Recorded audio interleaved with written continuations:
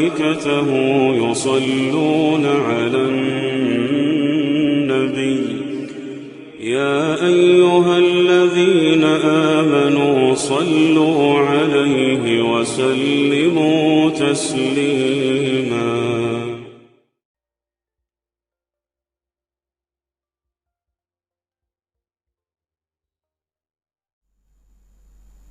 Bismillahirrahmanirrahim. Assalamualaikum warahmatullahi wabarakatuh. Alhamdulillahi rabbil alamin. Wa sallallahu ala khairi khalqihi ajma'in Muhammadin wa alihi at-tayyibin at-tahirin. Allahumma salli ala Muhammad wa ali Muhammad. Kita masih akan melanjutkan renungan doa-doa yang diajarkan oleh baginda Rasulullah sallallahu alaihi wasallam agar kita baca di hari-hari bulan suci Ramadan al-Mubarak. Doa hari ke-18 yang diajarkan oleh Rasulullah sallallahu alaihi wasallam adalah sebagai berikut. Bismillahirrahmanirrahim. Allahumma salli ala Muhammad wa ali Muhammad.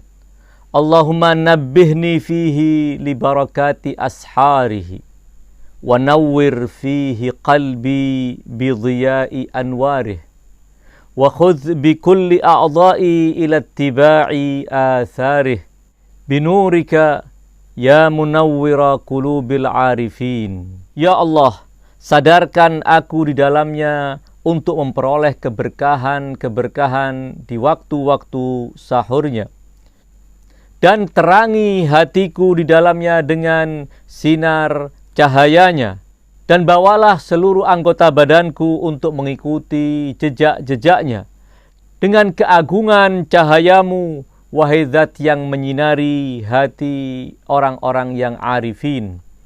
Itulah yang diajarkan oleh baginda Rasulullah sallallahu alaihi wasallam agar kita mendapatkan keberkahan pada waktu-waktu sahar, waktu di mana Allah Subhanahu wa taala mengistimewakan sebagai waktu yang tepat bagi seorang hamba pecinta Allah Subhanahu wa taala, sebagai hamba yang mengabdi kepada Allah Subhanahu wa taala untuk bermunajat dan bermesraan dengan Sang Maha Pencipta. Tentu berdoa dan bermunajat kapanpun bisa kita lakukan. Di waktu apapun kita diperbolehkan. Allah Subhanahu wa taala mengizinkan kita untuk berdoa kepadanya kapanpun. Namun demikian Allah Subhanahu wa taala mengistimewakan waktu-waktu tertentu. Ketika menjelaskan tentang sifat-sifat orang-orang yang bertakwa, Allah Subhanahu wa taala berfirman seperti dalam surat Az-Zariyat pada ayat ke-15 hingga ayat ke-19, Allah menggambarkan kaum muttaqin sebagai hamba-hamba yang mendapat anugerah pahala besar dari Allah Subhanahu wa taala. Mereka diperkenankan untuk menempati surga Allah dengan serba-serbi kenikmatannya. Allah Subhanahu wa taala berfirman, A'udzubillahi samil alim minasyaitonir la'inir rajim. Bismillahirrahmanirrahim. Innal muttaqina fi jannatin wa 'uyun. Akhidhina ma atahum rabbuhum. Innahum kanu qabla dhalika muhsinin. Kanu qalilan minal laili ma yahja'un. Wa fil ashari hum yastaghfirun. Sadaqallahul aliyyul azim. Sesungguhnya orang-orang yang bertakwa berada di taman-taman dan surga-surga Allah dan berada di antara mata air yang mengalir. Akhidhina ma atahum rabbuhum. Mereka mengambil apa yang Allah Tuhan mereka berikan untuk mereka dengan penuh kepuasan. Allah memberikan kepada mereka surga dengan semua kenikmatan yang ada di dalamnya. Mereka hidup di tengah-tengah taman yang indah dengan mata air yang mengalir, sungai-sungai yang mengalir, karena mereka adalah orang-orang yang dahulu ketika dalam kehidupan dunia, orang-orang yang baik. Innahum kanu qabla dzalika muhsinin. Sesungguhnya mereka qabla dzalik, sebelum masa akhirat ketika mereka hidup di dunia adalah orang-orang yang muhsinin, yang selalu berbuat al-ihsan. Ayat-ayat lanjutannya menjelaskan bahwa di antara yang mereka perbuat, yang dengannya mereka mendapatkan kemuliaan dari Allah Subhanahu wa ta'ala adalah ada dua sisi penting. Yang pertama yang terkait dengan hubungan mereka dengan Allah Subhanahu wa ta'ala, dengan bermunajat, dengan menegakkan salat di malam hari ketika manusia-manusia sedang lelap tertidur. Mereka bangun untuk bermunajat kepada Allah Subhanahu wa ta'ala. Mereka bangun untuk mendirikan salat sebagai bukti kecintaan mereka, sebagai bukti kerinduan mereka, sebagai bukti penghambaan mereka kepada Allah Subhanahu wa ta'ala. Kanu qalilan minal laili ma yahja'un. Mereka hanya sedikit dari waktu malamnya yang mereka gunakan untuk tidur, sementara sisanya mereka bangun untuk beribadah kepada Allah Subhanahu wa ta'ala. Kanu qalilan minal laili ma yahja'un.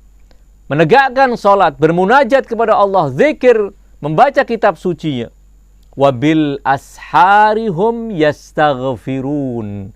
Dan di waktu-waktu sahar, menjelang subuh, waktu-waktu sahur, mereka yastaghfirun, memohon ampunan kepada Allah Subhanahu wa ta'ala atas keteledoran mereka. Betapapun mereka adalah orang-orang yang telah berbuat baik, namun mereka selalu merasa ada kekurangan yang dengannya mereka harus selalu memohon ampunan kepada Allah Subhanahu wa ta'ala. Wabil asharihum yastaghfirun. Waktu sahar adalah waktu yang benar-benar sangat istimewa. Dalam kitab tafsir Majma'il Bayan, sebagaimana dikutip oleh Al-Allama At-Tabatabai dalam tafsir Al-Mizan, disebutkan sebuah riwayat dari Al-Imam As-Sadiq alaihi salam tentang ayat wa fil asharihum yastaghfirun. Qala Abu Abdillah alaihi salam, kanu yastaghfirunallaha fil witri 70 marratan fis sahar. Mereka memohon ampun sebanyak 70 kali di waktu sahur ketika mereka mendirikan salat witir. Itu di antara yang dijelaskan di dalam riwayat tersebut, bahwa mereka di waktu-waktu sahar selalu memohon ampunan kepada Allah Subhanahu wa ta'ala. Di dalam surat Al-Imran kita juga menemukan ayat-ayat pujian kepada hamba-hamba yang mendekatkan diri kepada Allah Subhanahu wa ta'ala dengan beristighfar di malam hari.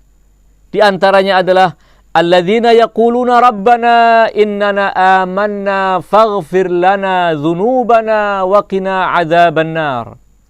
Dan orang-orang yang berkata, wahai Tuhan kami, innana amanna, kami benar-benar telah beriman, faghfir lana dzunubana, oleh karena itu ampunilah untuk kami dosa-dosa kami, wa qina adzabannar, dan selamatkan kami dari siksa neraka.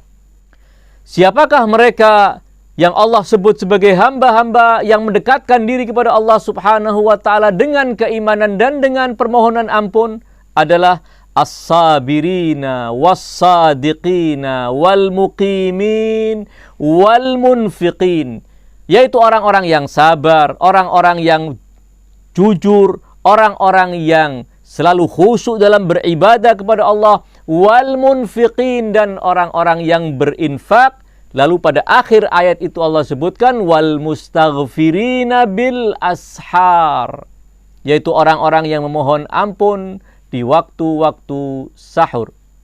Dalam dua ayat yang saya bacakan, kita memperhatikan bahwa Allah Subhanahu wa ta'ala selalu menggandengkan antara memohon ampunan di waktu-waktu sahar sebagai bukti hubungan mesra mereka dengan Allah Subhanahu wa ta'ala, yang menerangkan sisi hubungan mereka dengan Allah Subhanahu wa ta'ala.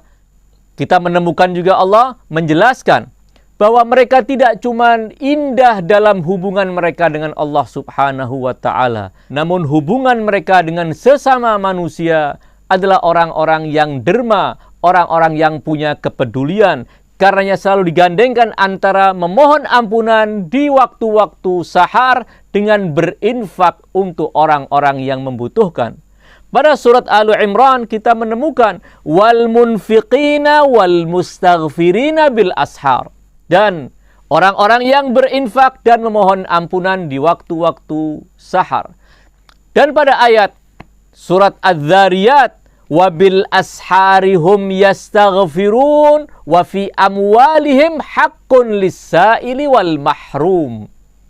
Dan orang-orang yang di waktu-waktu sahur mereka selalu memohon ampunan dari Allah Subhanahu wa ta'ala.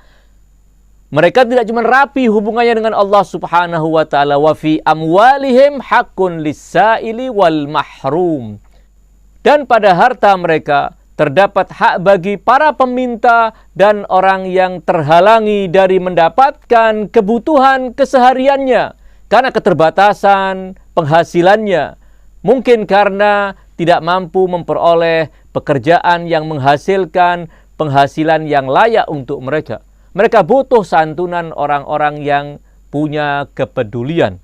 Dan di dalam ayat itu ada satu isyarat yang sangat indah untuk kita perhatikan. Wa fi amwalihim haqqun lis-sa'ili wal mahrum. Dan pada harta mereka orang-orang yang bertakwa ada hak bagi para peminta dan orang-orang yang membutuhkan.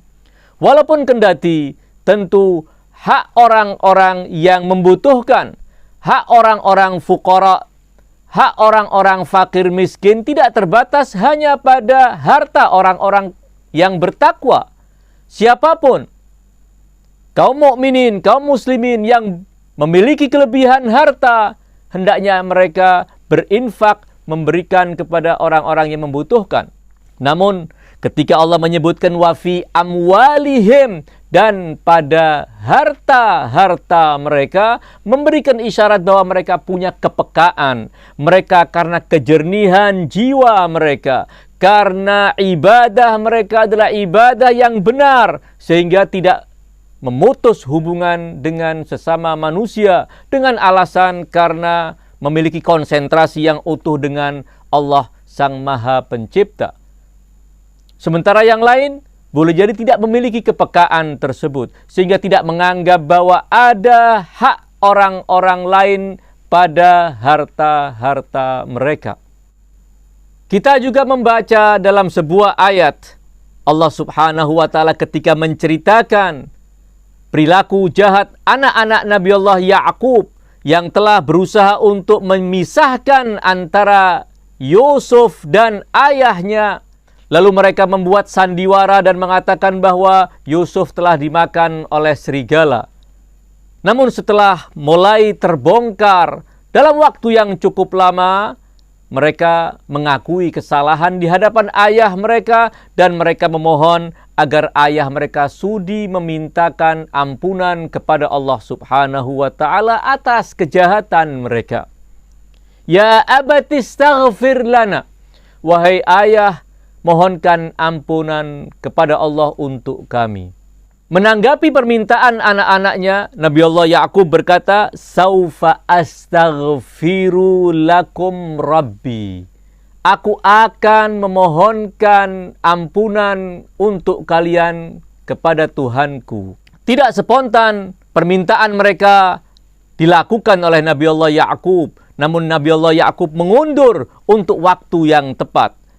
Kapankah waktu yang tepat Nabi Allah Ya'qub untuk memintakan ampunan untuk anak-anaknya? Al-Imam As-Sadiq alaihi salam, sebagaimana diriwayatkan oleh Al-Kulaini dalam kitab Al-Kafi, beliau berkata bahwa Al-Imam As-Sadiq berkata, Rasulullah sallallahu alaihi wa alihi wasallam bersabda, khairu waqtin da'autumullaha azza wa jalla fihi al-ashar. Sebaik-baik waktu yang kalian memohon kepada Allah, kalian berdoa kepada Allah azza wa jalla di dalamnya adalah waktu-waktu sahur. Kemudian Al-Imam As-Sadiq alaihi salam membacakan ayat watala hadhil ayat fi qauli Ya'qub alaihi salam, saufa astaghfiru lakum rabbi. Aku akan mohonkan untuk kalian ampunan kepada Tuhanku. Al-Imam As-Sadiq alaihi salam mengatakan, akharahum ilas sahar. Nabi Allah Ya'qub menunda, memohonkan ampun untuk anak-anaknya sampai datang waktu sahur. Itu menjadi bukti bahwa waktu sahar adalah waktu yang sangat istimewa, waktu yang penuh dengan keberkahan, waktu di mana Allah akan memberikan semua anugerahnya untuk hamba-hamba yang memohon kepadanya. Karenanya, di dalam doa hari ke-18 kita membaca, Allahumma nabbihni fihi li barakati asharihi. Ya Allah, sadarkan aku di dalamnya agar memperoleh keberkahan dari waktu-waktu sahur. Di antara keberkahan waktu sahur adalah ampunan Allah Subhanahu wa ta'ala untuk kita. Di antara keberkahan waktu sahur adalah kucuran rahmat Allah Subhanahu wa ta'ala. Di antara keberkahan waktu sahur adalah doa-doa kita akan diijabahkan oleh Allah Subhanahu wa ta'ala. Kemudian poin kedua dalam doa tersebut adalah kita memohon kepada Allah Subhanahu wa ta'ala agar Allah menerangi hati kita dengan sinar cahaya keberkahan hari ke-18. Kita memohon kepada Allah Subhanahu wa ta'ala agar hati kita bercahaya dan seluruh anggota badan kita penuh dengan cahaya. Karena cahaya itu adalah sesuatu yang akan membimbing kita untuk bisa menjalankan kehidupan penuh kejelasan. Allah Subhanahu wa ta'ala di antaranya ketika menjelaskan orang-orang yang beriman dan bertakwa, Allah menjanjikan bahwa Allah akan memberikan cahaya dalam kehidupan dunia. Sehingga dengan cahaya itu mereka menatap kehidupan ini. Mereka menjalankan kehidupan ini tanpa ada kesamaran, tanpa ada kegelapan. Semuanya serba jelas, langkah-langkah mereka serba jelas. Allah Subhanahu wa ta'ala berfirman, A'udzubillahi samil alim minasyaitonir rajim. Bismillahirrahmanirrahim. Ya ayyuhalladzina amanu ittaqullaha wa aminu birasulihi. Wahai orang-orang yang beriman, ittaqullah, bertakwalah kalian kepada Allah. Wa aminu birasulihi, dan berimanlah kalian kepada utusannya. Yu'tikum kiflaini min rahmatihi. Niscaya Allah akan memberikan 2 bagian dari rahmatnya untuk kalian. Kemudian Allah lanjutkan, wa yaj'al lakum nuran tamshuna bihi, dan Allah akan menjadikan cahaya untuk kalian yang dengan cahaya itu kalian berjalan dengan penuh cahaya. Wa yaghfir lakum, dan yang ketiga, Allah akan mengampuni untuk kalian. Wallahu ghafurun rahim, dan Allah adalah Maha Pengampun dan Maha Penyayang. Seorang dalam kehidupan ini tentu membutuhkan cahaya. Cahaya yang Allah akan berikan kepada setiap hamba yang beriman dan bertakwa dalam kehidupan dunia sebagaimana kelak nanti. Setiap mukmin yang bertakwa, mukmin yang berbuat amal kebajikan dalam kehidupan dunianya, kelak di akhirat Allah akan berikan cahaya. Dari sekujur badannya akan menyinarkan cahaya, yang dengan cahaya itu mereka akan melangkahkan kaki mereka menuju surga Allah Subhanahu wa ta'ala. Jadi cahaya yang akan Allah berikan tidak terbatas hanya pada kehidupan dunia mereka. Allah Subhanahu wa ta'ala berfirman bahwa yauma taral mu'minina wal mu'minat yas'a nuruhum baina aydihim wa bi aymanihim. Di hari di mana kamu akan melihat orang-orang mukminin dan orang-orang mukminat, yas'a nuruhum baina aydihim, cahaya mereka akan berjalan di hadapan mereka, di depan mereka, wa bi aymanihim, dan di sisi kanan mereka. Mereka akan berjalan menuju surga dalam sorotan cahaya Allah Subhanahu wa ta'ala. Dan permintaan yang ketiga dalam doa tersebut adalah agar Allah Subhanahu wa ta'ala menjadikan seluruh anggota badan kita bergerak dalam penghambaan kepada Allah Subhanahu wa ta'ala, bergerak dalam mengabdi kepada Allah Subhanahu wa ta'ala, bergerak dalam poros ubudiyah kepada Allah Subhanahu wa ta'ala, agar dengannya kita mendapatkan keberkahan dari bulan suci Ramadan. Dan itu adalah keberkahan dari cahaya Allah yang telah menyinari jiwa kita. Ketika jiwa kita adalah jiwa yang tersinari, ketika hati kita adalah hati yang tersinari dengan cahaya Allah, maka seluruh anggota badan kita akan menjadi tunduk kepada kehendak Allah. Seluruh anggota badan kita menjadi menghamba kepada Allah Subhanahu wa ta'ala.